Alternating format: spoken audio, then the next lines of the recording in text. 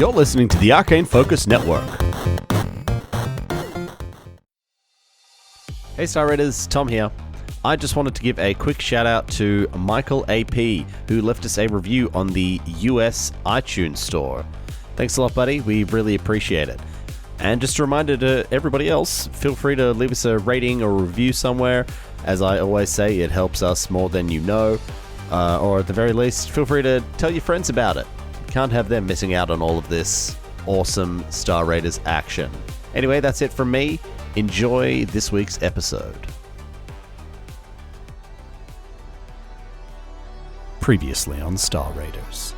As you all slump onto the ground, multiple footsteps walking towards you. Oh, fuck. Somebody's coming. We have to get out of here. We have to hide. You peek out. You see half a dozen Copaxi. One of them calls out, "Come out. There's no use hiding." Just take a step out. What's up, fellas? "It's not safe here. We have to get back to base. My name is Sergeant Mendath, and I'm in charge of this refugee camp." We're just trying to get off planet. "Captain, I think you might need some time to rest." You see Yosoki. You're an ambassador. I was here as part of the exhibit. They even had a full-size ship there. I think I'm gonna ponder a little on what Berzin said to the sergeant. He said he saw like a vision, and I'm gonna think about that as I go to sleep.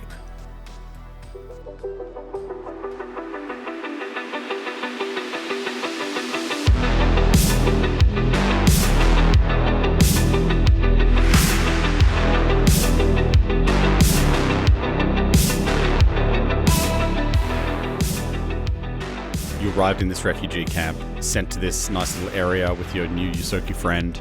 Obviously pretty knackered, went straight to sleep. Yeah, Berzin was fucked. One by one, everybody starts to fall asleep, and silence falls over this refugee camp. Only the sounds of the night kind of echoing through this place. We see Deacon staring straight up, looking at the roof. Slowly blinks once, twice, and then closes his eyes. Yeah! From the darkness, we hear the voices of children.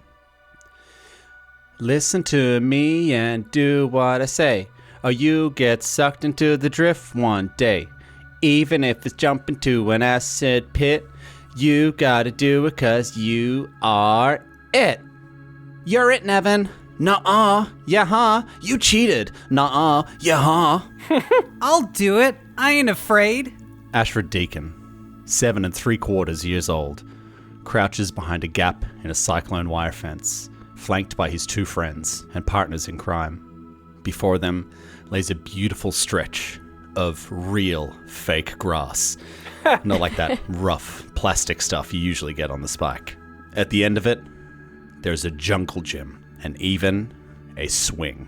An honest-to-God swing, as he described it to Mira the day before. Even in the poorest areas of Absalom Station, though, there was still a class system. Baleford Park in the Spike was off-limits to his type. He could get into a lot of trouble, even just for being here.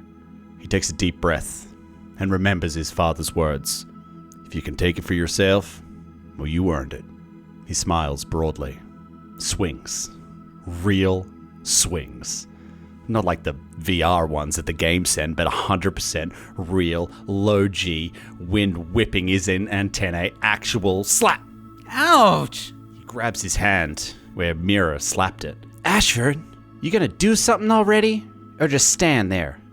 Deacon furrows his brow and then looks determinedly at the park beyond the fence. He slowly squeezes through the hole and he takes his first step, and the grass crunches softly beneath his feet as a smile starts to tug at his lips. Oh yeah, this is it. He breaks into a run, or at least he was going to. Something tugs at his legs, pulling them back with such force that he falls flat on his face. And in the moment of impact, he hears something crunch. All he can think is, My dads are gonna kill me. How much time passed, he couldn't say, but it felt like an eternity. Like waking up from a dream where you lived an entire lifetime. and his head was just swimming, and this dull ache throbbed in his brain, but all he could focus on was the sharp pain in his hand. Mira hadn't hit him that hard, had she? What was that? Fighting the urge to fall asleep, he slowly opens his eyes and sees a giant mosquito on his hand, drinking its fill. No, not giant. His hand was just resting close to his face, but he'd never seen one so close before. Dad always said pests like this were rare, but they were dangerous on Absalom. I should squish it, he thought, but he can't move. And then, almost as if this thing can hear him, the insect stops, pulls its proboscis from his hand, and seems to stare at him. It's like he can almost see his reflection in its compound eyes, 1,000 tiny ashes all staring back at him. It was... No, it couldn't be. It was getting bigger. He closes his eyes tight, hoping that it's just a part of the dream. When he opens them again, and he gasps. And we can see that he's not on the ground anymore. He's not even in Baleford Park. All around him is darkness, destruction, horror, and a buzzing sound piercing his brain. And he feels something behind him, and he turns around. Right in front of him is the mosquito again. Ugh. But this time, it's actually giant. The buzzing turns into a deep drone. And in its claws, it's holding something. Deacon squints. It's a person. It's sucking the blood out of them and crushing the body like an Acatonian juice pack. He wants to do something. He wants to help, but he's frozen. And the mosquito drops the body with a thud. And it turns its gaze towards Deacon. Quick as a flash, it strikes, propelling itself forward, but in the moment before it hits him, it bursts into 1,000 tiny mosquitoes that swarm all over him, landing in his eyes, the deafening buzz in his ears. He tries to scream, but they just fill up his mouth. Deacon opens his eyes again, and he's back in Baleford Park once more. He looks at his hand and sees a mosquito. It lingers for a moment, and then it flies away, and he thinks, I should have squished it. We now see Deacon in his early 30s, hair a little neater, wearing his brown coat and brimmed hat. He's in a corner of a dank barn, in the middle of nowhere. His bounty is Caius Verdun, longtime heavy for the Nostramus crime family, and one of the biggest pains in the ass Deacon has ever had the pleasure of hunting. Skipped his bail.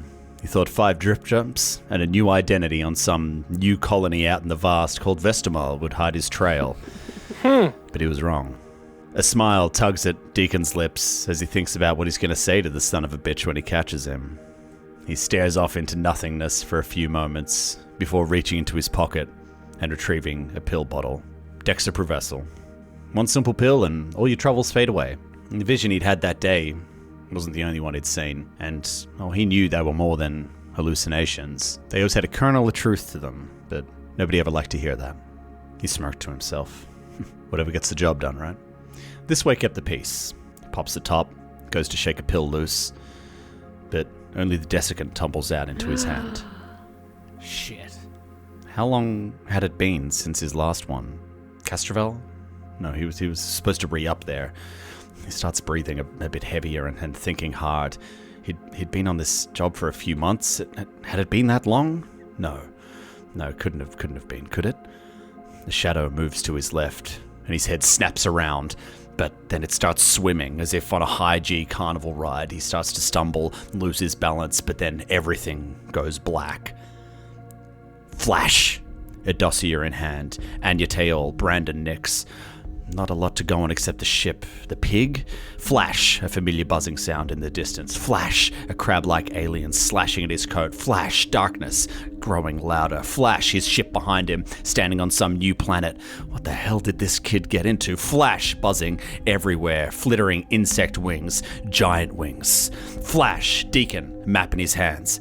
A city he'd never been in before. An explosion in the distance. It's gotta be from the museum. Flash! Carnage everywhere. Dead aliens. A Vesk? I can't be sure. The kid's pendant among the bodies. Fuck. Flash! Oh, not again. The bug. No. Deacon is a child again. Wait, no. Was that the bug? Just much bigger? Did it grow? Flash, holding the pendant in his hands. The kid's long gone. What was he still doing here? I'll leave this hellhole. Just tilting at windmills again. Footsteps in the blood on the ground. This was a mistake. Flash, Deacon in the barn on Vestamal. Caius pointing a gun at him. A woman hiding. Communicating telepathically. Trust me. Trust her?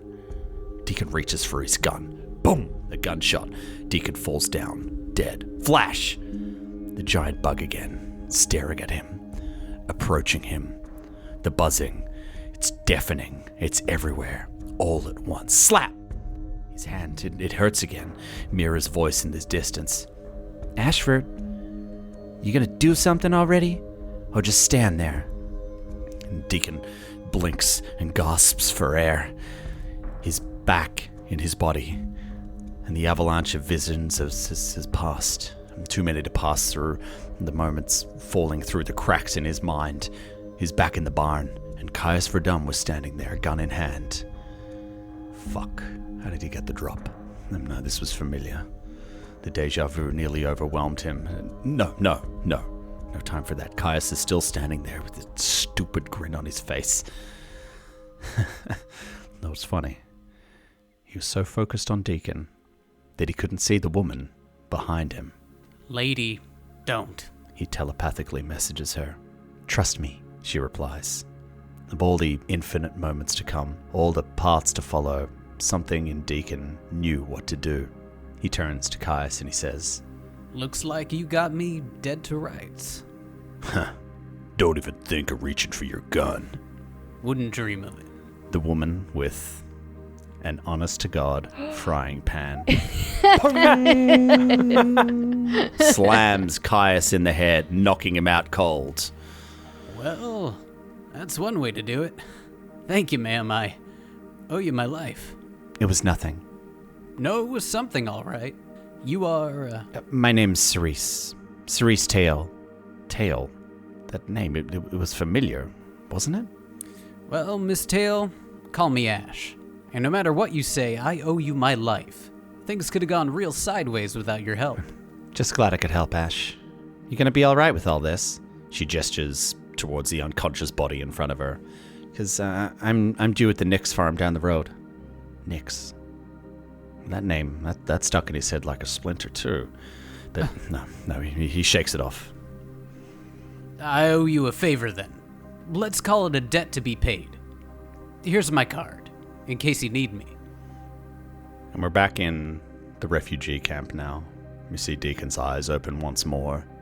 It's morning now, and he can hear the soft, distant sounds of this Copaxi refugee camp starting to wake up. He glances over and can see that all of his new companions are still asleep nearby. Is it tied together? It couldn't have just been a coincidence. Burzin mentioned the bug. Well, not just any bug, the giant mosquito. What were these visions? Where did they come from? Lying there, he thinks about the path that his life takes to get to this point. Maybe finding the girl and her husband would mean something. Was he meant to save them? By the time he arrived, it was too late for that. What's the point of seeing moments if he was already powerless to stop it? Maybe he was wrong, though. Maybe some things can't be stopped, no matter how hard you try. Maybe he's missing the real point of it all. That this whole thing was bigger than finding a couple of wayward kids. Somewhere deep down, he had a feeling this led to this Edge Corp crew, but only time would tell. In the low morning light, he hears a small buzz. He glances down, and he sees a mosquito land on his hand. And he hears Mira's voice echo in his mind. Are you gonna do something already? Or just stand there? Slap! He squashes the bug. One down. Yes! I like that a lot. Yes! So the precog abilities are suppressed by antipsychotic medication? I mean, we kind of made that a little bit. I mean, it's up to There are a lot of different classes or subclasses of precog, so I chose one that would kind of connect with this world, and that was the doomed future one. So this is how we kind of resolved it. I kind of like the idea where he suppressed it for a long time, and then suddenly and now it's crashes like in on him. really coming. Like he spent his life being a bounty hunter, and now he's like getting these visions again. And I kind of like the idea cool, where man. if he hadn't suppressed it, he would have been more aware of this stuff, and maybe he could have done more. But like, it's just you get those visions once, and you know. Is Caius Verdun someone that we met on fucking Vestamel, or this was like 10 years before? Oh, okay, cool, Yeah. Or like 18 That's, years okay. even. So it's just like connected. There's a weird connection there. Is there a connection between the woman who knocked the frying pan out and is she the mum of of Anya Hill? Yeah, right. Yeah, gotcha. Yeah, Anya's last name is Tail, and she's Anya's mother. Yeah. Yeah. That's cool. That is Didn't know cool. There you go. Didn't know Anya Hill's last name. There you go. Why would you need to? I know, right? Very cool. Very cool, guys. Before everybody wakes up in the beautiful morning light, artificial light in this refugee camp, I think we've got a little bit of business to talk first. Everybody, No, a bit of biznack. bit of bizzo. At the end of last episode, everybody leveled up No, to a baby. milestone level 5. Oh, This is big business. Oh, baby. Level 5 is no joke. Oh, man, it's Big business. it's sexy. It's a sexy time. Great. I'm bringing it back. All right. Well, there we go. We're going to go around and you can just tell us a little bit about your level up, any cool new abilities that you have, anything else rad that you think we should know. And yeah, how about we start with your captain and mine, Burzin. Hey! So I discovered a little something known as an archetype in Starfinder. Oh. Thank you to the Reddit user that dropped that little hint. So I hadn't chosen one. I didn't look at them. So I've chosen Battle Leader, which with Burzin's history and this kind of situation he's in now just makes a whole ton of sense. And I took the motivation expert, which essentially, if I have resolve, when I restore stamina or HP to one of my allies, I can roll an extra d6 on top of that. Prepare to get 12 stamina points plus an extra d6 if you take some significant Wonderful. damage from a significant enemy. From a significant enemy. Yeah, Tasty. which I Sure think I will.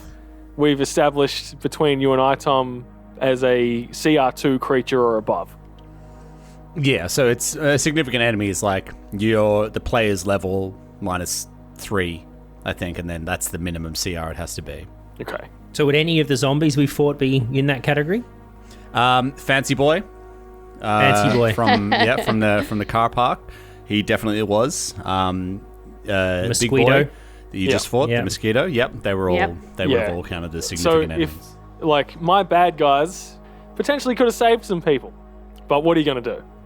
I retrained a couple of things, and I have a victory cry now, which if someone were to crit or drop a significant enemy to 0 hit points, I can yell out to everyone, and when you take a guarded step, which is usually 5 feet, you can take a 10-foot guarded step instead. Ooh. So, look out, world. Burzin's on the case. Well, I leveled up. I went up to level 5. Took another level in biohacker because I'm on that train. I did briefly flirt with the idea of multi-classing with something, but I thought no. Ooh. Start with biohacker, and when you level up to biohacker level 5, you get something called suppress poison, which allows you to ignore the furthest step on the progression track of a poison affecting a target. So that's cool. My custom micro lab, which is built into my kind of brain and hand, has a med kit in it, and the med kit goes from a basic med kit to an advanced med kit, which does a bunch of stuff, but the coolest thing it lets me do is basically set up a temporary one-patient medical lab. So, those situations where... What? Yeah, it's pretty cool. So, those situations like where we were trying to get Burzin, a place to rest for a couple of days. We did the car seat, like... I would have set him up with in a medical lab, and this would let me provide long-term care or stability and various other things to him that you can do with a medical lab. I took a feat called Technomantic Dabbler, which basically allows me to dabble in technomancy. Nice. Yeah. And so what I'm imagining is in the intervening days since Tiny has gone, I've been reviewing his playlist of Technomancing the Stone on his on his personal computer that was left. And through that process, I learned Ghost Sound, Misfire, and Overheat. So I got 2 cantrips and a first level spell, which Cool. seems totally OP for a feat, but whatever. So I took it. Well, it's probably like, a once per day for that spell, though? The cantrips are whenever. They're at will. And then, it's a once per day for Overheat. Yeah. Very cool, man. Very thematic. I like it. Thank you. Mm-hmm. So we may not have clearly mentioned it before, but Ben is playing one of the new classes from the Galactic Magic book that was released a couple of months ago. Yes. A precog. Yes. Ben, well, we don't even know what a precog level 1 to 4 is all about, but what's a precog level 5 all about? Okay, so a precog level 1 to 5, they cast spells using their dexterity, but they use their intelligence to know a certain number of spells. Once per day, in the morning, they roll a list of paradox numbers that they can use during the game. Very similar to Divination Wizard and D&D, and now at level 5, before I could use it to kind of augment skill checks and initiative, but now I can use it to augment my attack rolls, which is very useful. I get a bunch of spells, and I have temporal anomalies, which I've used already one, tactical timing, where I can give my friends in kind of a +2 to their AC, but now I have a safeguarding one, which I can, as a reaction, take away damage using one of my paradoxes when someone gets hit, which is quite useful. Yeah, that'll help. Nice. And I have a feat, which I chose combat casting to make it a little bit better when I cast spells up close. Nice. And Tom, you've been pretty light on us, and I don't want to make it harder, but I'm pretty certain. But is there a thing where... Because I want to know also for other magic users when we're attacking them, if they cast a spell and as a reaction it creates opportunity attack, does that mean they can lose the spell depending on damage? Funnily enough, I would never have known this unless you talked about combat casting. I was like, how does that work? Yeah. And so I looked it up and I was like, we've been doing this wrong. Yeah, every time someone hit Tiny in the face, they would have had a chance to stop the spell from happening. Oh, yes, because you lose the spell, yeah? Yeah. Shit. Yeah. Have been doing it wrong. Yeah. Hey, I've got a confession to make as well, so... Yep. Well, come on. We're all airing everything here. Airing our grievances. Festivus. It's Festivus for the rest of us. So, the Advanced Plasma Bolter is an unwieldy weapon. And I am guilty of firing that thing 2 times in a round. Mm-hmm. That is not allowed, and I apologize to all the purists out there. What I will say, though, is you rarely hit twice in a round. So, I mean... There is that. No harm, no foul, right? Well, a couple of things we are going to do differently. Wait, did Mari do hers? Did I miss that? No, I haven't done mine yet. I was about to segue. Sorry, yeah. Apologies. This time, Seg away. Mari's not going to do hers. I'm just not. Mari. Yes. The mechanic with the most... Mari. Okay, so up until now, Astra has been purely mechanic. So I've had 4 levels in mechanic. But since we landed, or crash landed really, I've had a few piloting related issues. Well, they're more perception issues that resulted in piloting related issues, mostly of cars. It's the only way I could hurt you. Yeah, I know, right? Yeah. Well, along the way, there's been a lot of sort of deity intervention in my story arc. So instead of taking another level in mechanic, I've actually chosen to take 1 level in mystic. Oh, so, shit. Yeah.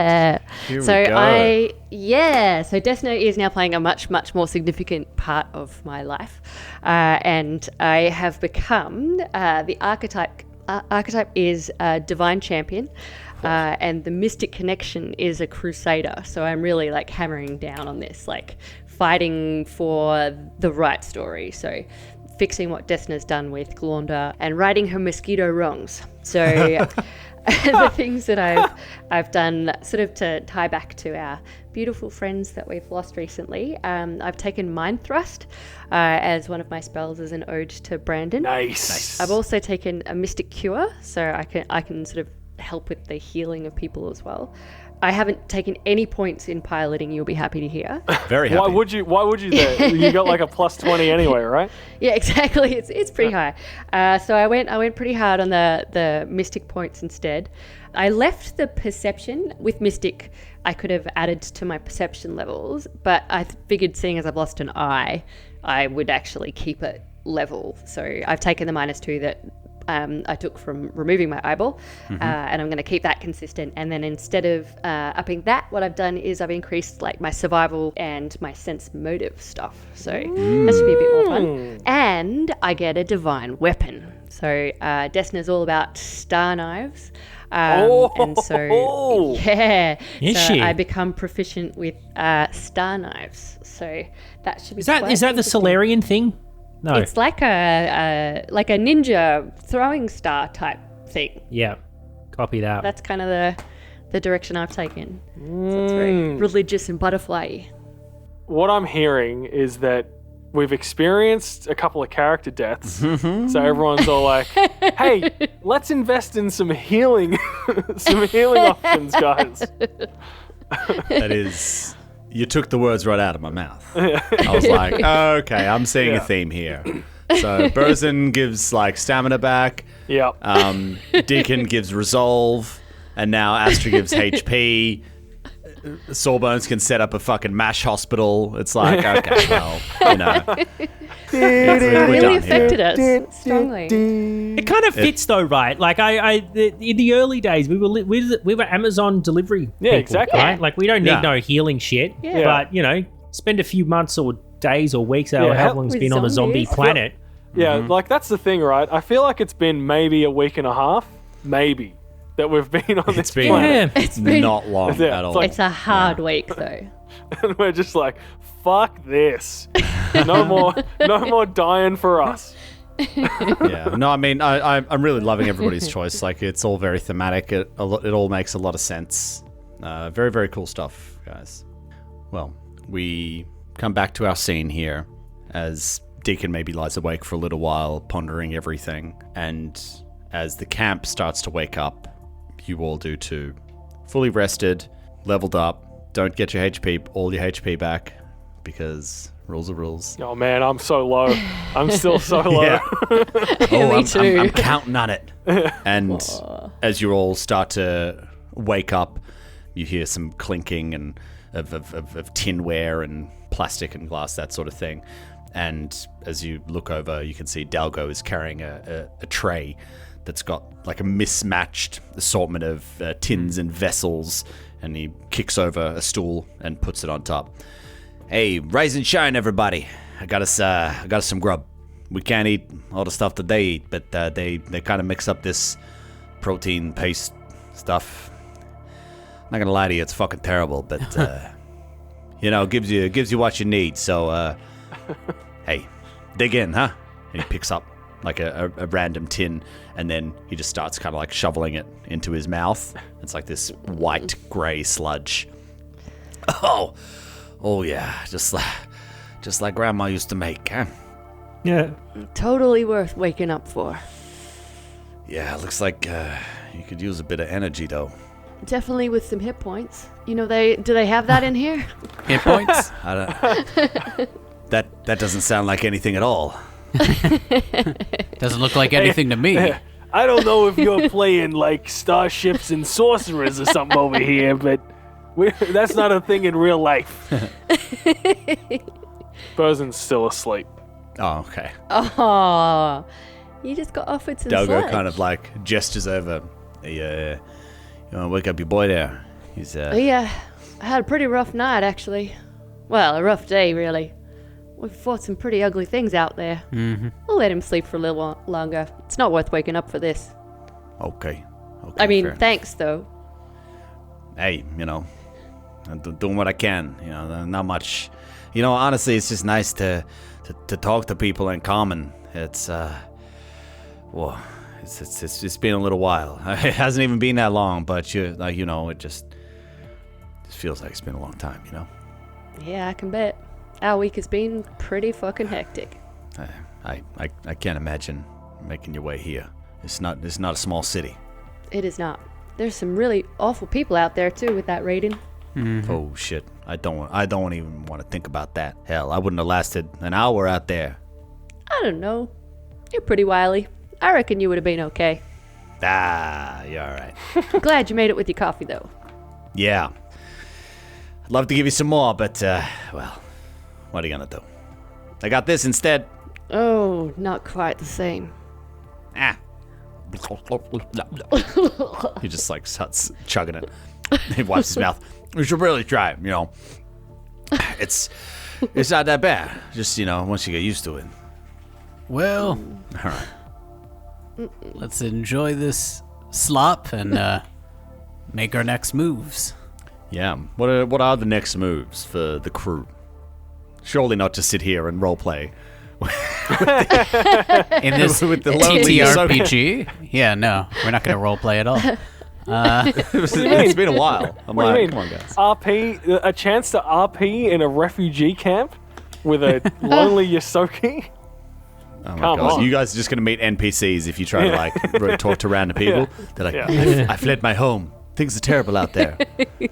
Huh? Who said Is there more to the text press tree, or X. X, yeah. X. I have nothing to X. say. I have nothing to say. I have nothing to say. I reach over and kind of poke the captain in the neck with the tip of my needler pistol and say, "Hey, Captain, wake up! Wake up! We've got to. I think we need to work out a game plan, Captain. Get up!" And I sort of shove some of this slop in his hand. Get up! Get some of this into you. What do we got And here? and let's work out a game plan. Oh, protein paste. Yeah, great. Everything the body needs, right? Okay. You look like a man who's drank a lot of that shite in the army. Yeah, it's an army staple. Okay, what are we doing?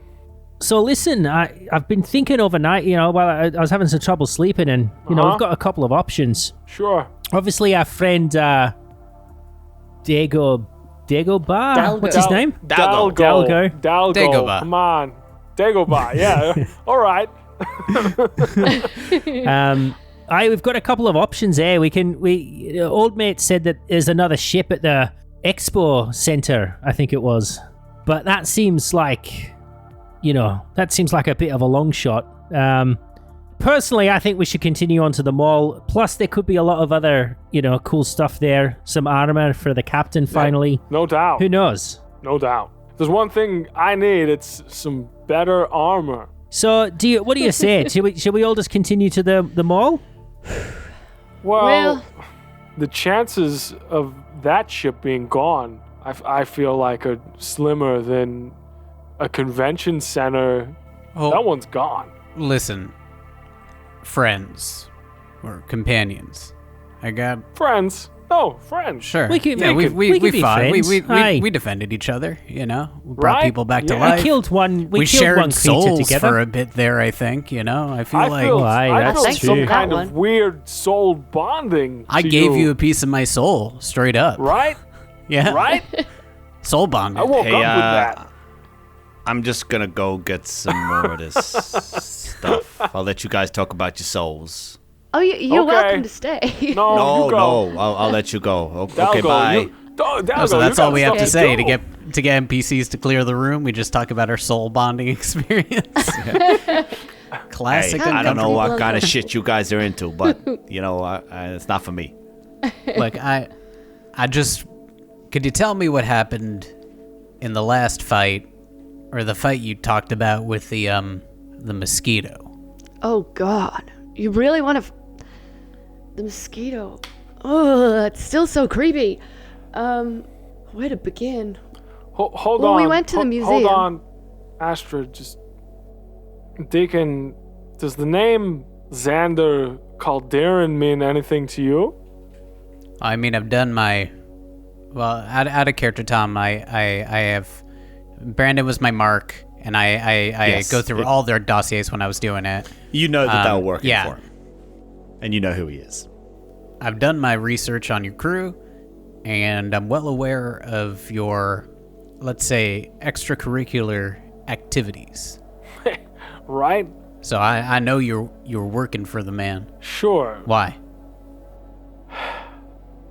It's turns out to be a complicated story. I mean, at one point we thought we were shipping mummies. Classic mummy scheme. And turns out we weren't far off. Really? Your man, my man, Brandon, he had some kind of psychic connection, vision, I don't know. He shared it with all of us, where we saw this guy covered in mosquitoes. And he makes a face. It's just disgusted. And some kind of ritual where he was imbuing these fossilized cocoons. I don't know. I mean, I fought against magic things, people who use it for evil, I guess, but this seemed dark, like apocalyptic. I mean, essentially, my understanding is because of him and what he did with these cocoons, this is why we're in this situation. Raising the dead, something to do with some kind of... Did he say the name, or we just deduced that it was Glonda?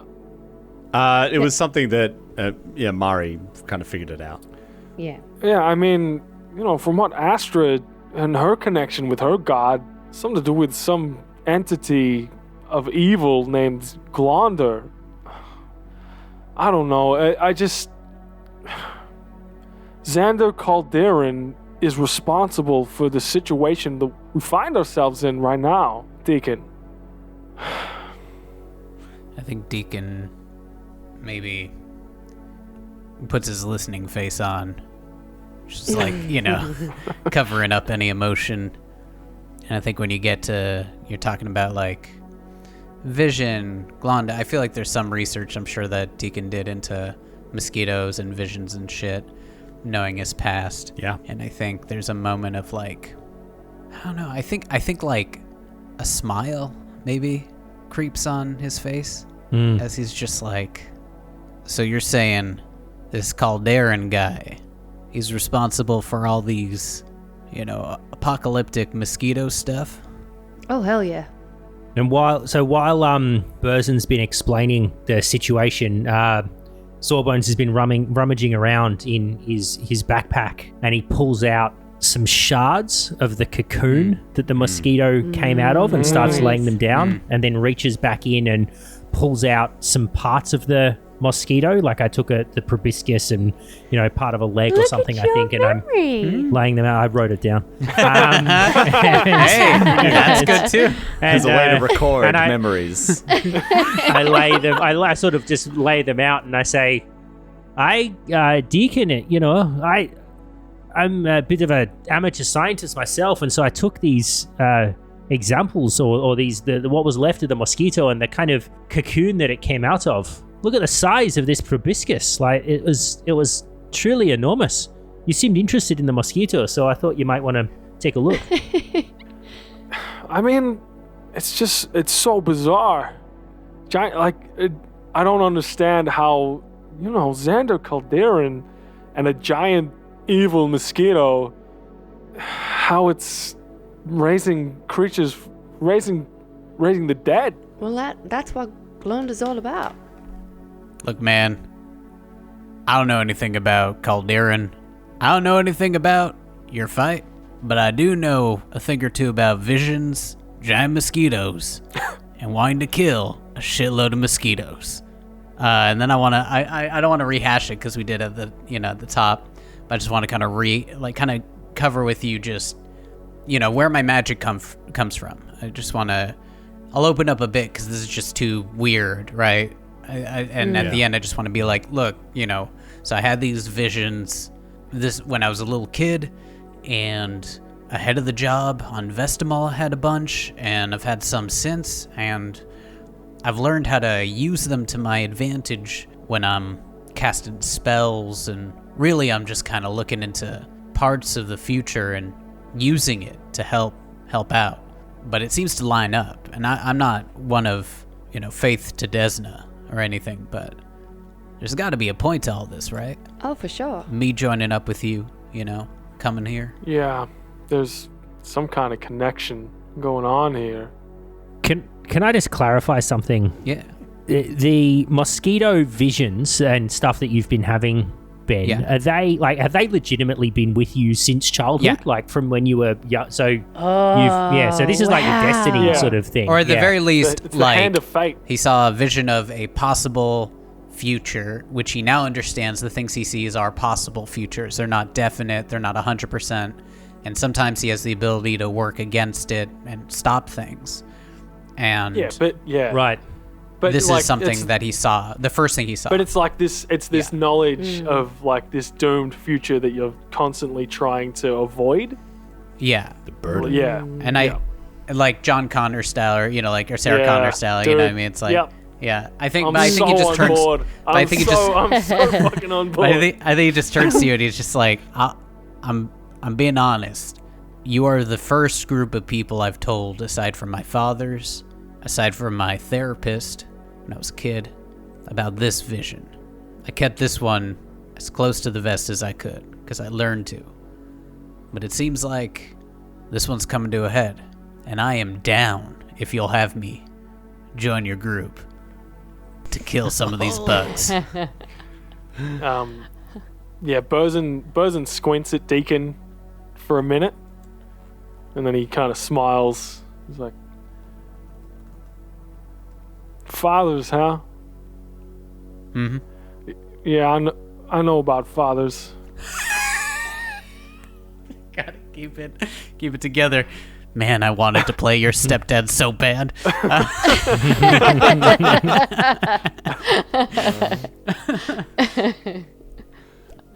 would have been so funny. Never in a million years. Okay, well, brass tacks. We gotta get off this planet. We gotta tell people what y'all saw. We gotta save these people. We gotta wreck some hell. Right? I don't know if the telling the people is what this is all about. I think what's happening is Desna's bringing us all together and putting us in a position that we can stand up and fight against the mosquito and the Calderans. I don't think we need to broadcast first. I think our aim is to take him out, to get to Akaton and fuck shit up. I don't think we should broadcast before we get there. Oh, that's fair, yeah. But I do think these people need help. People need to know what's going on here. Definitely. They don't have to know who did it. If we want to lay low, we can lay low. I think we're being put together so that we can take out Calderan. We'll find our ship. We'll get to him. Fair. We need to figure out how we're going to get to the mall, right? That's the main job here. That's the quest. Now, Tom, one thing I don't remember is I did a perception check and I saw on the map the guy was using kind of where the hot zones and stuff are. Did I learn enough then? I can't read what you're writing. What you've got there. Mari, your notes look like the ravings of a madman. Yeah, they do. They're all the circles. scrawled at Beautiful different mind. angles, and there's drawings going connecting ideas. All I saw was swirls. Swirls on the I saw page. red rum. No beer and no TV. Make Homer something. Don't mind if I do. No, it's the concentric circles of the red and the orange and the yellow that we shouldn't go to. So don't go to the spaceport. And central is orange. And yeah, so that's what I was trying to show you. Yeah. Well, Okay, cool. So what I was going to ask is can I use that knowledge to try to plot a safe course to the mall, or does the subway lead to the mall? Like, do I know the best way to get to the mall? You know that there's a direct subway there's a train line there. Yeah. As far as you know, it's clear. Yeah. Okay. You didn't ask after that information. You might be able to glean more information if you speak to these military guys again. If they would speak to you a second time, you don't know. But that is information you could get. But they also said you're free to stay, you're free to go. You know, they don't... Yeah. Like, because you're like Pact World citizens, you're kind of like... I'm kind of inclined not to be broadcasting to the military people here that we think there's a ship at the mall. Like, I sort of feel like we should go there and... 100% yes. We tell the military guys that there's potentially a ship at the expo center. Yeah. So they can get themselves off if there's a ship there. So then we can go to the mall and get fucking equipped and then get the fuck off planet. Look, I think that's a good plan, but I always learned when I was a kid that you shouldn't give away something for free when you could get something for it. So maybe we can trade that information for something else. Maybe bullets, because I spent a lot in that fight. The player turns to Tom saying he's keeping track and it's going low. Possibly also, I don't know, military. How do they get around? How can we get around efficiently? You know, tactical hang gliders. I Can it be really, tactical I, hang I gliders? envisioned that for a while. I was like, is it possible to go really high and then exactly. I got a grappler, so they'll like pull people up at a high distance, like extremely strong cable for us as well. I have tools to help us like break into places. I wonder if there's a way. I know we want to stick down, but the one thing they can't do is climb. So maybe we want to go rooftops, you know? I've wanted to go rooftops for about 17 episodes. It's true. He Tiny has. wanted to go rooftops as well. No, actually he wanted to skate his way through the city like a madman. But like Burzin just gets flashes of the body bags that were dumped in the subway, and then like the flashes of like zombified Copaxi faces like gnashing their teeth in the like the light from the gunfire in the maintenance tunnels. He's like, I think we got to get back on the street. I don't think the subways are a good idea at this point. I think it's worth talking to the military. Oh no, for sure. Well, they've been getting around somehow. It depends how far they go. Are they making, are they ranging out to different areas, or it depends on what they know, what they've seen. But yes, Astra, yes. Restocking is important too. It's just what I'm saying as well. We really got to restock our supplies. Well, that's what the Millennium Luxury Mall is all about. You got to be able to get there. All of my shit is based on batteries. So like, how long does it take to charge a battery? Yeah, if you were to stay here for another night, you could charge up your batteries. Yeah. Let's not nickel and dime this. Yeah. So we talk to the leaders. I can't remember what the sergeant's name is or the captain. Mendath. Sergeant Mendath. We talk to Sergeant Mendath. We're going to get some intel on like street level, what they know about the area outside of like the red, orange, green situation. And we're going to recharge some stuff and ask if we can resupply. You'll head out, make your way back, and there's a guard at the front, and they stop you. Can I help you? Sure. We're here to see Sergeant Mendath. Is he expecting you? No, but we have some potential intelligence that could help your people. Such as? Can I roll a diplomacy check on that? Yes. Can I aid? Yes. 21 to aid. Oh, no. I have a plus 10. 25, so with an extra 2 on there, 27. Ooh. Wow. Okay, just wait here a moment. Sure. Take your time. Disappears inside. A few minutes later. Let the gents decide. Of course. Natty 20. Oh, what does that mean? Is that good Means for he really us? wants to talk to us. He's like so You keen to talk to us. Guns cock behind you. Oh, As you no. surround it. Knew it. It's an 80-20 for Oh, me, no. not for you guys. Oh no. Oh. The door opens it up again. Okay, he says, you can head on through. Great, thank you. All right. Bye. You head out. See ya. Go into the next room. So you head back into this office, and you see there Sergeant Mendath sitting in a chair and is doing some work on like a personal computer, and he doesn't even look back at you guys. You got something for me? Sergeant Mendath, sir, I think we may have a way for you and many of your people here to get off planet. Stops typing, swivels around in the chair. The face that don't have eyes is just looking in your direction. I'm listening. I need assurances from yourself that we can exchange information and me and my team can resupply while we're here, because we have our own agenda. Well, Captain, you spent the night out there. You know what we're facing here. You know what task I have ahead of me. It's going to take a lot for me to part with crucial supplies. Okay, I understand. It would appear that in the convention center there may be a ship capable of carrying up to 80, 90 people off planet. Now, that may not be all of your people here, but that is going to be a large number. I mean, you could... I don't know how you guys work, but you could squeeze more in. I don't know. But the convention center is your best bet. Now, why would there be a perfectly good ship sitting in the convention center, Captain? Well, from my sources, it would seem that during the confusion, this may have been one of the areas that was the first to be hit. That leaves a prime opportunity for yourself. I'm not saying it's there. I'm saying it could be there, and it is worth your investigation. Make a diplomacy check. You can aid, Ben. 20. Okay. Success. 19. Can I aid?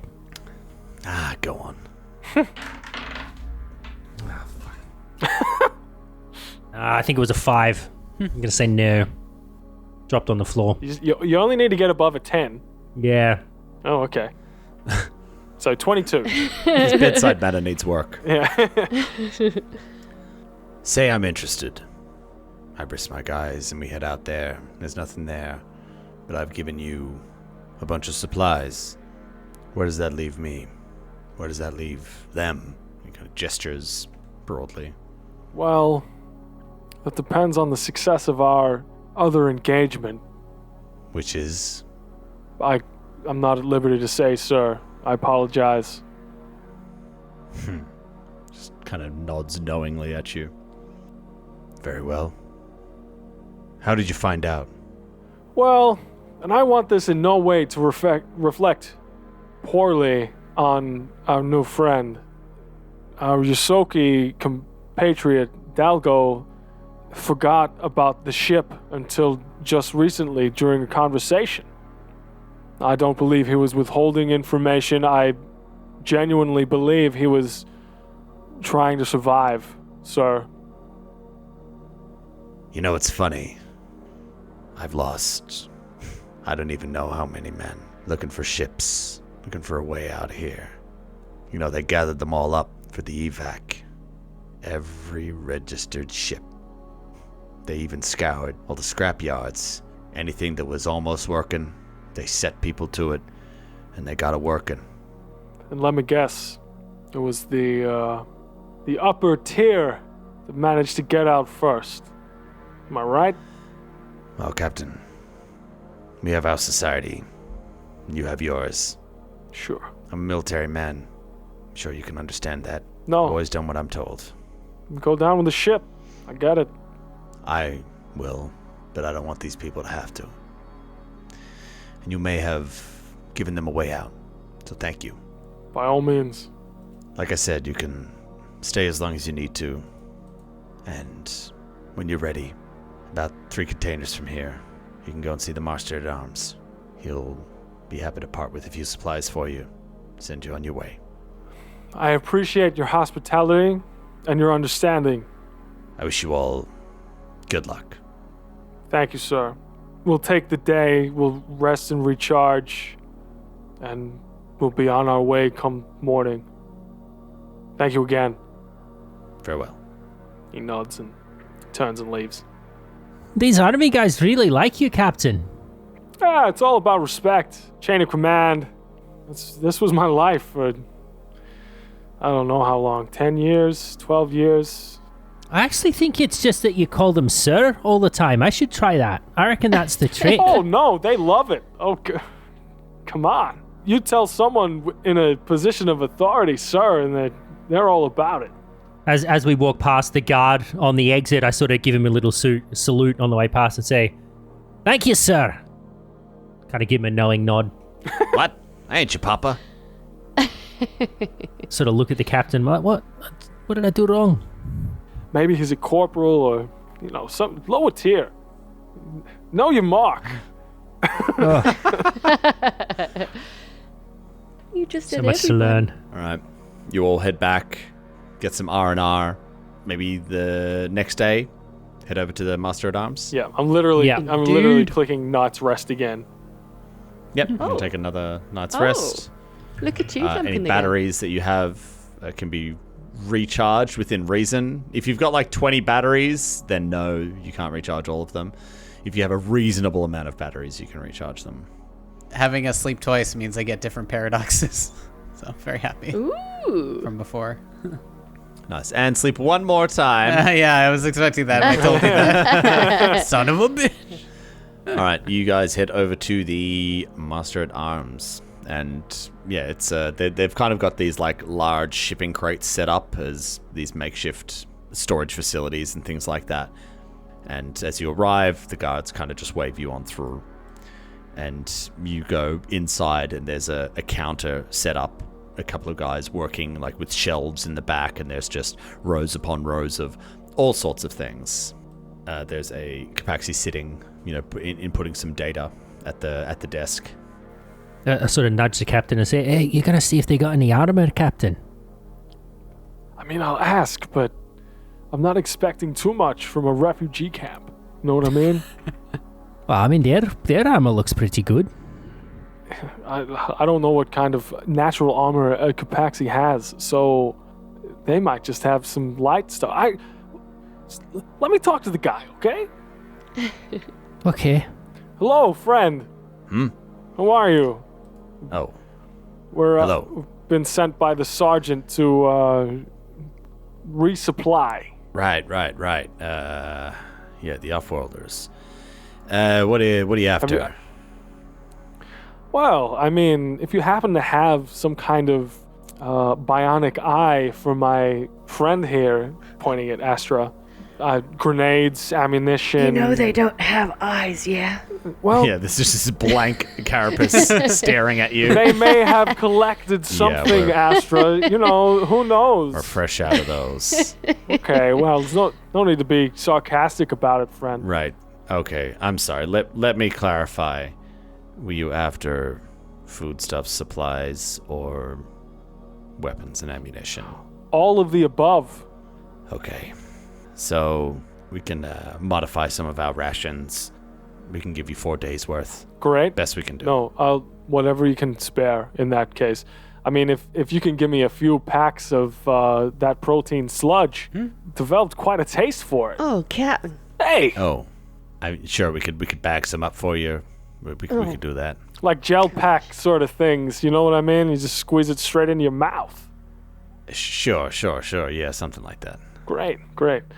Can you part with any armor? Look, I'm sorry. We can't part with anything that we've got. We need it here. Oh no, hey, I get it. What about some batteries? I mean, the weapon I've got here, and he like hefts the advanced plasma bolter in front of him. Tong. Runs on high capacity batteries. You got any of those to spare? I know my friend would like some kinetic ammunition. And lay him out. Let me see what you got. Yeah, puts his tactical semi-auto pistol, his advanced bolter rifle on the table. Come on, guys, get him out. Righto. It's like one of those movies where like you're just like taking out weapons from all over the place. Puts his knife down, takes it off the little holster on his chest. And Yaz sees everybody's weaponry there. What we can do is everybody can have a battery. Burzen, you can get a high capacity battery. Nice. And Deacon, you can get 20 rounds. Small arm rounds. Nice. I'll add that. Okie dokie. Kind of lay those all out for you. Add those rounds. Sorry about the grenades. They're hot property around here. We can't spare any. How much for this pile of smoke grenades? More than you can afford, pal. I've still got one smoke grenade in my inventory. Oh, you son of a bitch. No tactical knives or spark knives. What are you looking for, Dan? A tactical knife. What the hell's a tactical I knife? have a tactical knife. It's a step up from a survival knife. Ooh, yeah, because I've only. Oh no, got I only have a survival survival. Sorry, no. Yeah. Yeah. He jams it into the bench in front of you. There you go. Oh, that's what I'm talking about. And he Nice. takes out his knife, stabs it next to the bigger knife. This is like a Rambo knife, and the one that Yeah. I had was like a Bowie knife. Yeah. Yeah. He puts it back on his chest. There's just this massive handle sticking up in his face. Can I take this one? Sure. No, that's yours. It's like a take a penny, leave a penny jar. You know, it's like a, Hey, take a knife, leave a knife. All right, Fuck so yeah. we'll be heading off to GTFO. You know what I mean, my man? Yeah. No, but okay. All right. Well, goodbye. Goodbye. Okay. All right, you guys head out of there. And I imagine getting ready to leave. Yeah. You guys have your rations. You've got a little bit more ammo. Brand new large knife. Nice. Hey, it's 2d4 instead of 1d4. You're planning on making your way That's good. up to the surface. Yeah, I reckon. Yeah. We speak to some of the dudes of the best way to get to the surface from here. They let you know that they've got safe passage where they can get up. And yeah, they let you know that there's going to be a patrol heading up a bit later on. Then you could tag along with them. Yep. And maybe you're going to head back, get yourselves all sorted, get your bags all packed, say goodbye to Dalgo. Astra, as you're walking through this place, you start to hear this almost like a rhythmic chanting. Ooh. I am intrigued. And Can I perceive it? No, because I've got shit perception. Sorry, continue. Well, it's just something that you kind of hear, and yeah, if it's something that intrigues you, you can, maybe say everybody hang on a sec, I'll catch up. And Yeah. as you make your way through, you get to a small passageway in this camp, and you can see there's a cloth concealing. It's hung over, concealing an entrance, and kind of crudely painted on there. You recognize a symbol that is of the sacred Copaxi. Ooh. Ooh. You recognize you'd seen it before. You'd seen it on the map, and you'd seen it before in the museum as well. And you can hear that this chanting is coming from in there. Excuse me. Is there anybody in there? Hello? And I'm gonna just rustle the curtain. I'm not gonna actually walk in because that seems a bit no. And as you're kind of tapping it, and this hand just reaches out and grabs your arm. Hi. Can I have my arm back, please? You start shooting. This is why I gave my guns to the boys. I'm too jittery. And as you shriek out, and you turn around, you can see there's a Copaxi there, and this one's not as tall as the other ones that you've seen. And the first thing you notice is the coloration of their carapace is very dull. Ooh. Old and wise. Yeah, almost as if aged. Okay. I was thinking sick then. Astra, No. you die in this refugee camp and become a zombie. I have got no spells for that. And they say to you, "Can I help you, dear?" Well, I'm not actually sure. I was just hearing, I don't know what it was. It was some sort of drumming, music, rhythmic sounds that was just drawing me this way. Do you mind if I come in? Please. Thank you. All are welcome in the church. Ah, that's why I've been drawn here. Kind of pulls the curtain aside, and you can see before you it's laid out like a normal church. There's kind of rows of Copaxi, and they're all kind of like kneeling down, like like that yoga position where you kind of like sit on your feet. Yep. Their arms are just like laid on their thighs, and you're just hearing this. It's almost like a very guttural throat sound. That's not too different from their speech. And this Copaxi kind of like ushers you in. They're just in the middle of a service. Have you come here to pray with us? I believe I have. Yeah. May I please join? Yes, you are welcome here. She kind of gestures to like the side area where there's room for where you could kneel down as well. All right. Gonna get my prayer on. Yeah. Kneel down. Copy the pose. Yeah. And she says, "Such things do not trouble us, but you are human, yes." Well, yeah, I am.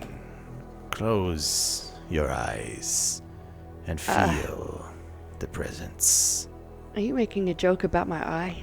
I can't Okay. see. I have no eyes. Are you making a joke about my lack of eyes? No. Okay, let's just keep going. Okay. I shall focus. Okay. And then, like, as you do, you kind of like feel this vibration almost intensify. Just this. They say to you, "You can try to match the sound if you'd like. It might be hard for you." I'll give it a go. And so I'm gonna try. It's probably gonna end up like an octave or so higher, but I'm gonna copy along with the rhythm. Yeah. And as you do this kind of inner peace seems to wash over you. And you know when you close your eyes and you kind of press on them and you see like those waving sort of speckledy colors and patterns, you almost see that. It's a little bit more clear though. Just hints of it, just like little flashes. It's not like something very definitive. It's almost just like a feeling that you're seeing. Quite a strange experience. And time seems to pass very slowly, but like you don't know how long you're there, but after a little while these vibrations seem to fade away. And you just feel this inner peace. And you hear this Copaxi speak up again. How was that? I was mighty fine. Thank you. I think that's brought me what I need. Yes. We're about to go out and fight our way off. I think I needed some peace to get me there. So thank you. And then, as you stand up, they kind of put their hands on your arms. You must be careful. I feel the Copai will watch over you, but there are many dangers out there, young one. Many dangers. Wait. And they kind of shuffle away, go through another curtain, and then come back out and holding something wrapped in cloth. This is of no use to me. But you may find some use for it. May it keep you safe. And they hand it over to you. Thank you very much. And I'm gonna reverently open up the cloth and have a look. Yeah. And you see, as you unwrap it, there is a star knife. Yes! Excellent. And the blades of this star knife are rippled with that kind of colorful sheen that the Copaxi have on their carapace. And it's almost like pearlescent as you move it in the light, and it just catches the light so beautifully. Like an oil slick. Yeah. Nice. Thank you so much. Thank you for joining us. May you go in peace. May you go in peace. And I'm going to do the hand gesture and the spin around thing and then wander out the curtain. With my cool star knife. Very cool. Excellent. What I have always wanted. You head back to the camp with everybody else. How long have I been gone? Like, are they freaked out, or are they just like, oh, that's been like 2 minutes? No. It's probably been about an hour. Oh, so no one's noticed. Okay. They're drinking sludge. Yeah. Yeah. So then I told this guy, I said to him, hey, buddy, you don't know. You come to Akaton. Oh, wow, there's going to be trouble waiting for you. Hey. I tell you. Dalgo, I mean, come on. That's bullshit. You never said anything like that. Who do you think he is? Come on. Right? Go fuck yourself. Yeah. You lie. You lie. Rolls an insight check. Rolls a sense motive check. And Astra rocks up to this scene. Completely serene while these guys are talking trash. Sachets in. Well, gentlemen, are you ready to move? I think I am. Oh, thank God. That was the longest crap I've ever seen you take, Astra. Damn. Well, sawbones. You look a lot better for it, I've got to say. You look almost peaceful. Like. That's the sludge. It goes straight through you. It'll clean you out. It's good. It feels so peaceful now. Protein and fiber. Who knew? Good. Well, I'll wish you guys all the best. I'd say I'd love to come with you, but fuck going out there. Hey, I'll just wait here. Dalgo, this might be your chance to get off planet, so stick around. Yeah. Okay. Hey, all right. Okay, well, we're gonna go now. Okay. Goodbye. Goodbye. Bye. Walks off to find the patrol. Yeah. And you head off to the particular exit where you were told to find this patrol. And you can see that they're waiting there. You guys come along. One of them speaks up. Are you ready? Just a moment. I was just going to plug into Banshee to follow our coordinates as we move and catch up as we hit the surface. Sure. I'm ready now. Okay. Sorry. The quartermaster told me to give you this.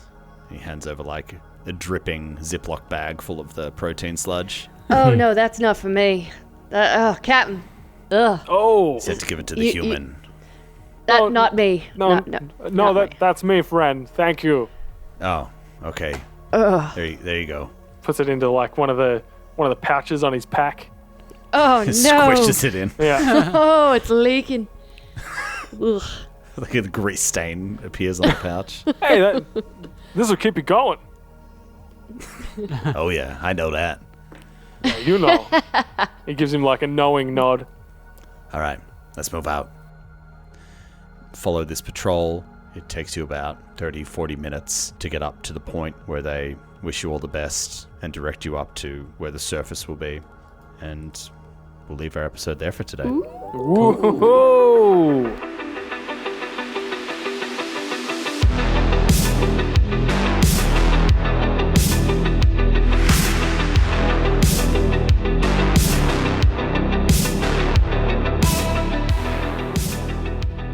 Star Raiders is an Arcane Focus Network production.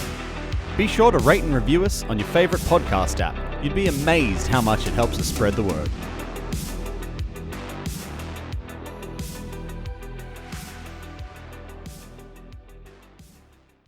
Looking for more adventure? Head to arcanefocusnetwork.com.